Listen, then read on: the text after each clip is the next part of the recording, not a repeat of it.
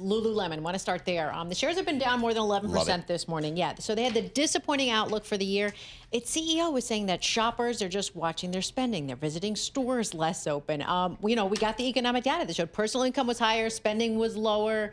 The company's really been trying to revive its slowing sales.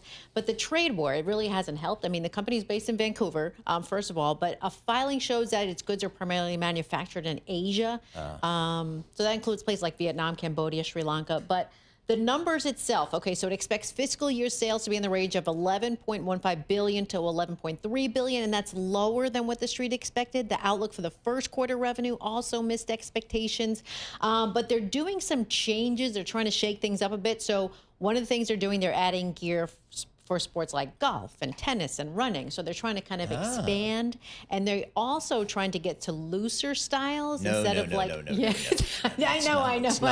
How late are they to that trend? I feel like the whole baggy, wide leg jeans thing's already happened, and now they're trying to get in on that. Now they're trying to get on the baggy, which is also weird because if you buy these clothes and you're going to do yoga, like you actually need tighter clothes so the instructor can see how you're moving. So that's also kind of weird. But I editorialize. But it's going to the baggy.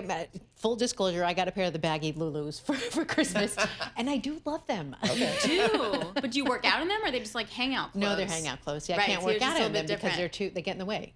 Wow, you got Lulu for Christmas? I know. It's the only time I get it. I'm principal. I just, Because you guys, TJ Maxx all the way. You go knockoff, Yes. No. Not even knockoff. We go TJ Maxx. Yes. TJ Maxx. They had the brand names. Oh, okay. Yeah. But you do. I see what you're saying. Not the Lulu, but they had the brand names. I mean, please, knockoffs. Don't be insulted, Paul. Okay. Paul's having a great time this morning. Okay. Also want to get to Nippon Steel, U.S. Steel. Okay, so Nippon Steel shares, they were down more than 4% in Japan. U.S. Steel shares up as much as 5% this morning. So here's the reason. There's a report from Semafor that said that Nippon is considering investing as much as $7 billion to upgrade U.S. Steel facilities if it wins that approval for that proposed, $14.1 billion takeover. But the thing is, it's a big increase from the $2.7 billion pledge that Nippon had previously made. So they went from 2.7 to $7 billion. Wow. And Semafor is saying the two companies are in active talks to try and kind of salvage that transaction. It was originally announced back in late 2023. But Nippon Steel and U.S. Steel, they didn't comment on the report. But here's the thing. Officials are meeting. Nippon Steel executives are in Washington. They're meeting with White House officials. They're hoping to get it approved. We'll see what happens. Okay, but so the deal is not dead, I guess? It's not dead. President Trump said he was opposed to the takeover, but he would be in favor of Nippon taking a minority stake in U.S. Steel. All right. So this is still ongoing. All right, the bankers and lawyers are working hard. And last, Rocket Lab. Wanted to point this out because their shares were up crazy this morning, as much as 12% in pre-market. Selected by the U.S. Space Force to complete for this $5.6 billion program.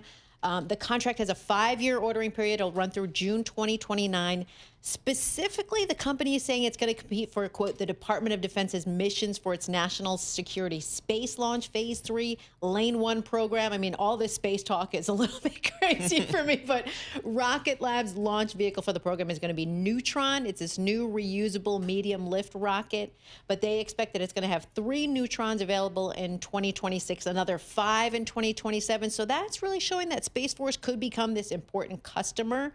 But Citi analysts, they loved it. They said it's positive for the stock. All right, stocks on the move with Lisa Mateo. For more conversations like this, listen to our new Stock Movers podcast. Subscribe for 5-minute episodes on the biggest winners and losers in the stock market. Listen to Stock Movers on Apple, Spotify, or anywhere you get your podcasts.